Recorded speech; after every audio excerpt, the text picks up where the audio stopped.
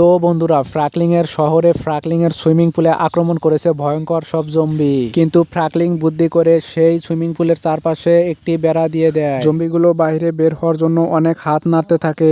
দেখো বন্ধুরা, জম্বিগুলো দেখতে কত ভয়ঙ্কর। এগুলো কিভাবে ফ্রাকলিং বন্দি করে রাখলো সেটাই বুঝতেছি না। কিন্তু জম্বিগুলো বের হয়ে ফ্রাকলিং কে আক্রমণ করে বসে। আরে বাহিরে জম্বিগুলোর কি অবস্থা? তারা আবার সবকিছু ছুঁড়ে ফেলে বাহিরে বের হয়ে আসলো নাকি? আরে তোরা তো আমার শহরকে ক্ষতি করতে চেয়েছিলি, কিন্তু এখন কিচ্ছু করতে পারবি না। হা হা হা, আমি তোদের ধরে ফেলেছি। বন্ধুরা দেখতে পাচ্ছ, জম্বিগুলো দেখতে কত ভয়ঙ্কর দেখাচ্ছে। তারা আমাকে আবার খেয়ে ফেলবে নাকি? সামনের জম্বিটা মনে হয় আমাকে কিছু বলতে চাচ্ছে। আমি কাছে গিয়ে ওর কথা শুনি। আরে আবার পরেরটা কি বলে? হ্যাঁ তুই বল, কি বলতে চাস? আরে এখন আবার তৃতীয়টা ডাকতেছে। আরে তুই কি বলতে চাস আমাকে? আরে জম্বিগুলো বলতেছে আমাদেরকে ছেড়ে দাও, আমরা আর এই শহরে কখনো আসবো না। কিন্তু এই জম্বিদেরকে বিশ্বাস করা যায় না। এর আগেও একবার এসেছিল, ছেড়ে দিয়েছিলাম। আরে আমার ছেলে আবার কই গেল? আমার ছেলে তো এখানেই খেলা করতেছিল। তাড়াতাড়ি ঘরে গিয়ে দেখি আমার ছেলে আছে কিনা। আবার জম্বিদের মধ্যে ঢুকে পড়লো নাকি? জম্বিগুলো কেমন যেন করতেছে। আমার ছেলেকে ধরতে পারলে ওরা খেয়ে ফেলবে।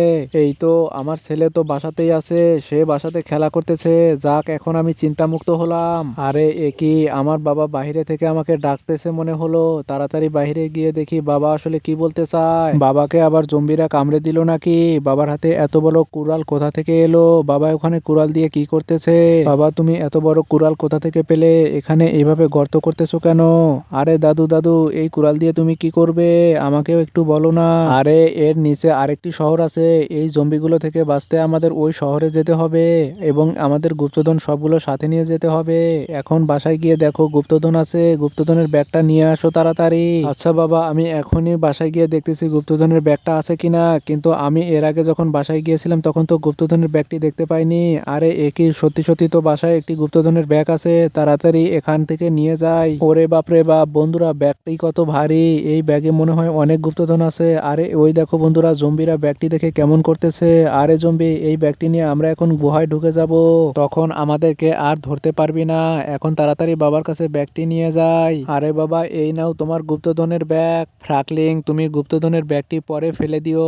আগে আমি এখান থেকে লাফ দিয়ে গুহার ভিতরে চলে যাই, তারপর তুমি তোমার ছেলেকে গুহার ভিতরে পাঠিয়ে দিও এবং সর্বশেষে ব্যাগটিকে ফেলে তুমিও লাফ দিয়ে দিও। আচ্ছা বাবা, তাহলে তুমি আগে লাফ দাও, এরপর আমার ছেলে তুমিও লাফিয়ে পড়ো।